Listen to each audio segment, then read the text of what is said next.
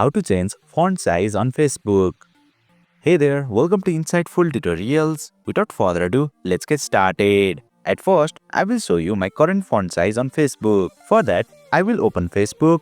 As you can see, the font size is currently small. Now come back to the home screen. To change the font size, you cannot do it directly from Facebook itself. You will need to change the font size in your system settings at first. After that, Facebook automatically adapts to the font size set in your system settings.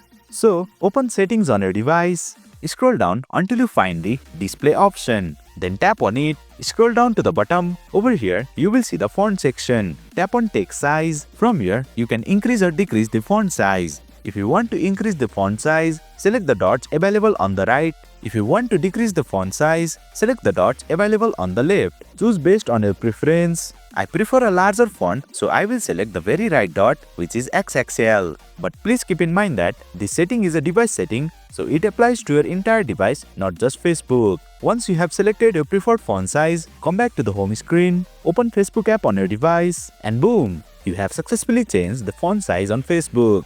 That's it for today's video. If you found this video insightful, please don't forget to hit the like button and make sure to subscribe to our channel for more insightful tutorials.